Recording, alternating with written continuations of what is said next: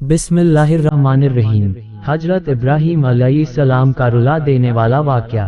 हजरत इब्राहीम अलैहिस्सलाम के वालिद का नाम आज़र था। उस जमाने में नमरूद नाम का काफिर हुकूमत करता था।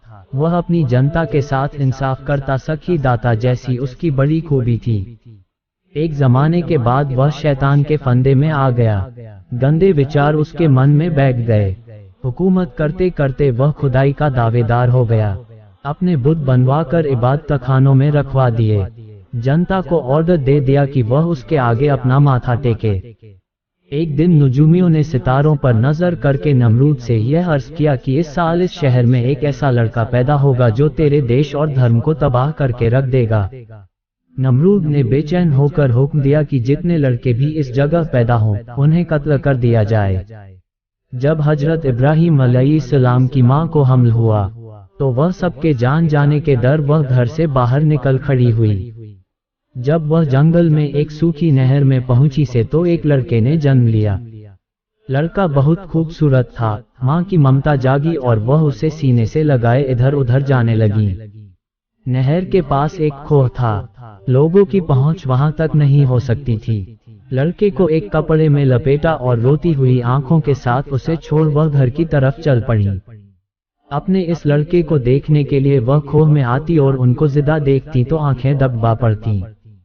वह देखती कि हजरत इब्राहीम अलैहिस्सलाम एक अंगूठे से दूध और एक से शहद पीते हैं और असली हिफाजत करने वाले अल्लाह की पनाह में बराबर जी रहे हैं।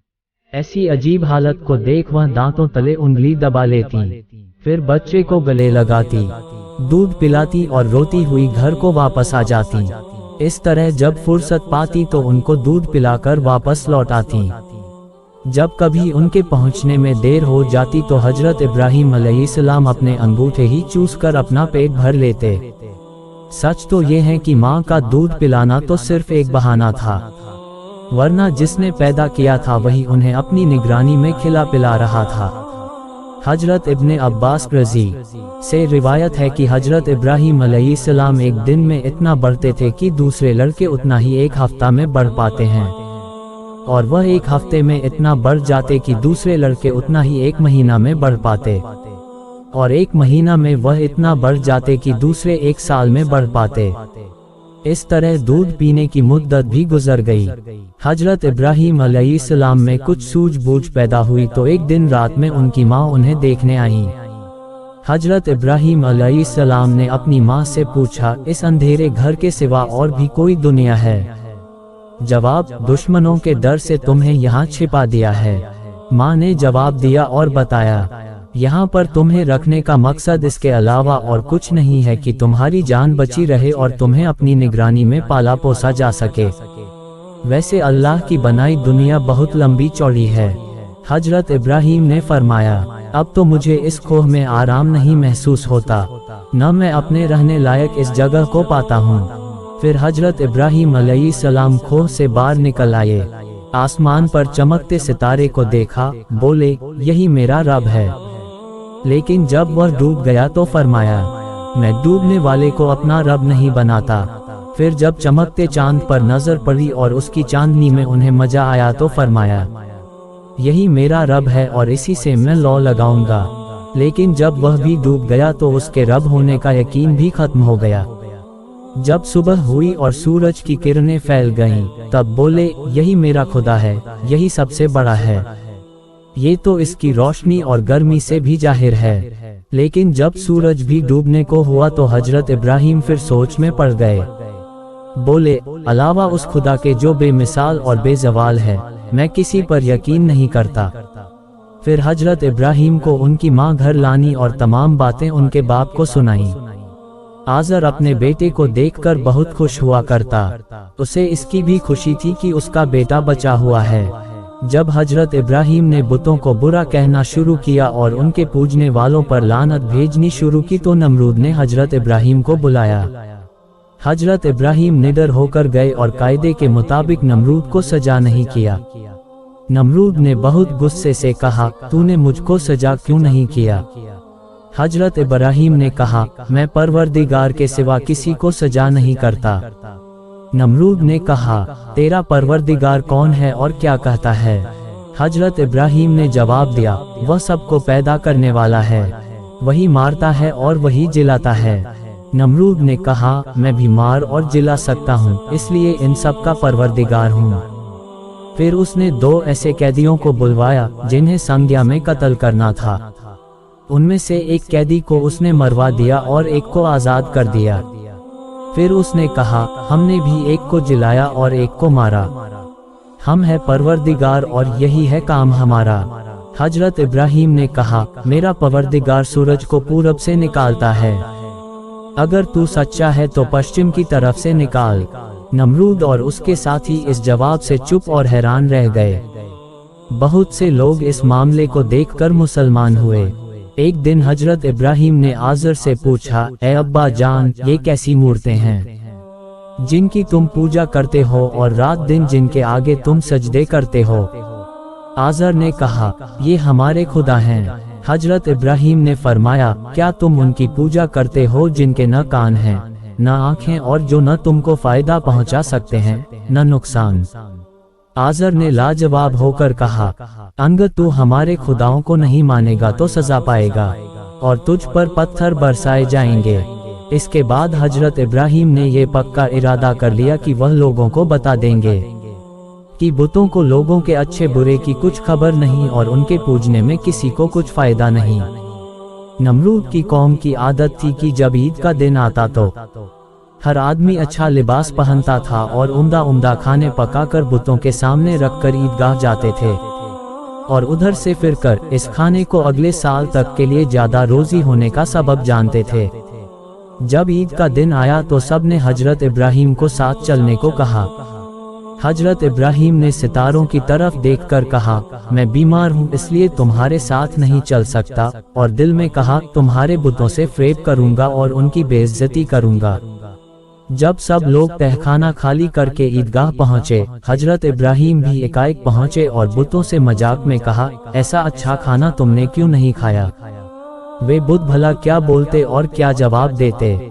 फिर तो खुदा के दोस्त इब्राहीम ने कुल्हाड़ी लेकर सबके सर उड़ा दिए, किसी के हाथ काटे और किसी का कान, मगर बड़े बुत को बचाकर कुल्हाड़ी उसी के गले में डाल दी और बुत खाने का दरवाजा बंद करके बहुत जल्द वहां से निकल गए। लोग जब ईदगाह से लौटकर तहखाने में दाखिल हुए और सभी छोटे बड़े पुराने दस्तूर के मुताबिक वहां पहुंचे तो देखते क्या हैं कि न किसी का हाथ है न किसी का कान, बड़ी जिल्लत की हालत में पड़े हैं, बिल्कुल मुर्दा। उनके मुंह से निकला, किस जालिम का ये सब किया धरा है और किसने हमारे माबूदों के सर तोड़कर हमें दिली तकलीफ पहुंचाई है। हजरत इब्राहीम हमेशा बुतों और बुत पस्तों पर चोट किया करते थे और उनके शिर्क और बेईमानी को बुरा कहा करते थे। सबको यकीन हो गया कि ये सब हजरत इब्राहीम ने ही किया है। सबको गुस्सा आया और वह उनका कत्ल करने के लिए तैयार हो गए। पूरी कौम एक राह होकर नमरूद के पास पहुंची और फरियाद की कि इब्राहीम ने तहखाने की हुर्मत को बर्बाद कर दिया।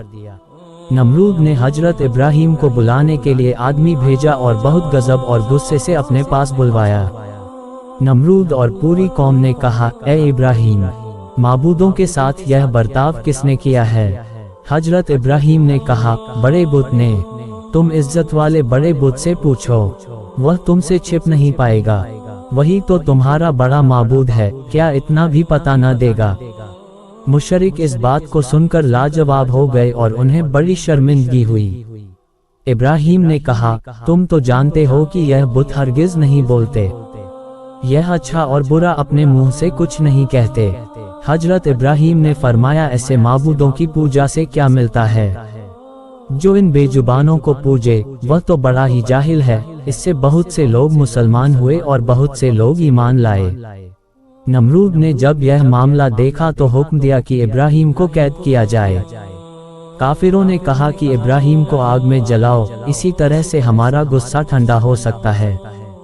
कोह के दामन में 160 गज का मकान बनाया, मुल्क की लकड़ियों को जमा करके उसमें आग लगाए। आग के शोले इतने बुलंद हुए, ऊपर से परिंदे भी उड़ने की हिम्मत न कर सकते थे और न कोई आदमी उसके नजदीक जा सकता था कि हजरत इब्राहीम को आग में ले जाकर डाले। फिर सब काफिर हैरान हुए और उनको आग में डालने की तदबीरें सोचने लगे। शैतान ने सुझाया कि एक फलाखन बनाओ और 2-3 खंभे खड़े करो, झूले की तरह झुलाकर इब्राहिम को आग में डाल दो और इस तरह अपने अरमान पूरे करो।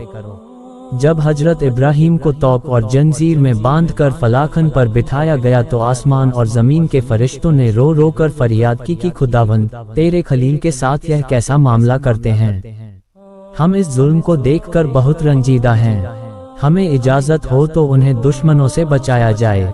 हम अभी छुड़ा लें और इस तरह तेरा दोस्त दुश्मनों से बच जाएगा। हुक्म हुआ कि अगर इब्राहिम तुमसे मदद चाहे तो बहुत बेहतर है, तुम जाकर उसका साथ दो। 2 फरिश्ते जो हवा और पानी पर मुकर्रर थे, हजरत इब्राहिम के पास आए और कहा कि अगर आप हुक्म दे तो हवा और पानी इस आग को पल भर में बुझा दें। लेकिन हजरत इब्राहिम ने इसे कबूल नहीं किया। उनकी हालत देखकर फरिश्ते बहुत रंजीदा हुए।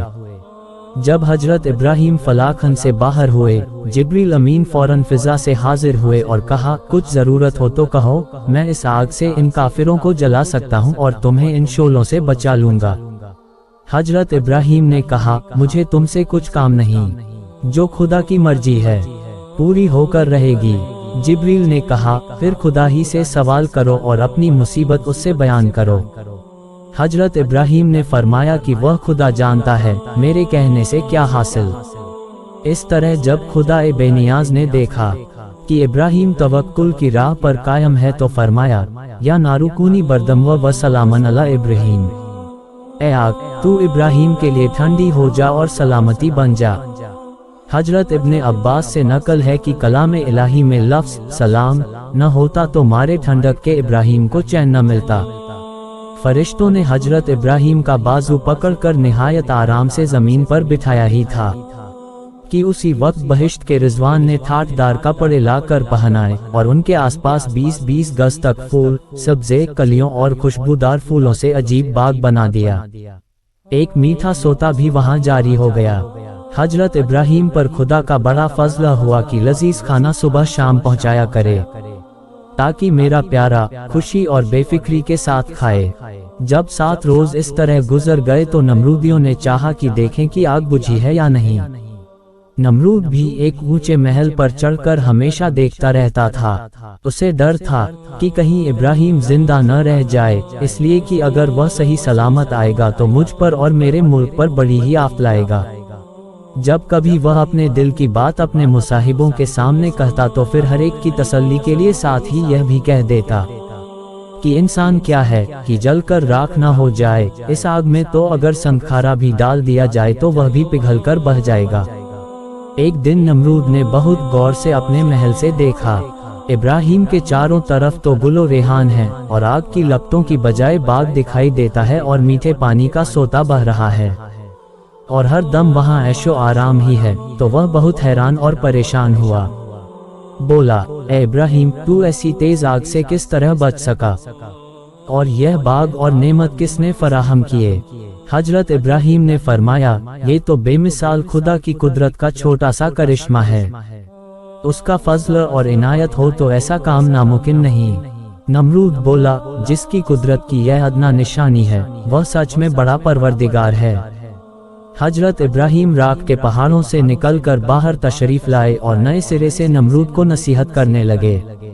नमरूद ने थोड़े दिन की मोहलत मांगी और मामले पर सोचने का वादा किया। उसने हामान से, जो उसका वजीर था, सलाह ली और ईमान लाने का इरादा जाहिर किया। उस मलून हामान ने कहा, इतने जमाने तक तो आपने खुदाई की, अब बंदगी इख्तियार करेंगे और दुनिया भर में अपने को रुसवा करेंगे। जब हजरत इब्राहिम ने मोहलत गुजर जाने के बाद ईमान लाने की मांग की तो नमरूद ने निहायत चापलूसी और नरमी से कहा, ईमान लाना तो मेरे लिए बहुत मुश्किल है, मगर हाँ, तेरे परवरदिगार के लिए एक बड़ी कुर्बानी देने के लिए मैं तैयार हूँ। हजरत इब्राहिम ने फरमाया, बगैर ईमान के कोई कुर्बानी खुदा के दरबार में कबूल नहीं होती। नमरूद ने 4000 गाय और बहुत सी बकरियों और ऊँटों को एक बड़े मैदान में कुर्बान किया, लेकिन हामान की शैतानी की वजह से उसका ठिकाना दोजख ही हुआ। दोस्तों, वीडियो कैसी लगी कमेंट में जरूर बताएं और चैनल को सब्सक्राइब करना न भूलें। इसका पार्ट 2, नमरूद की तबाही, जल्द अपलोड होगा। अस्सलामुअलैकुम व रहमतुल्लाहि व बरकातहू।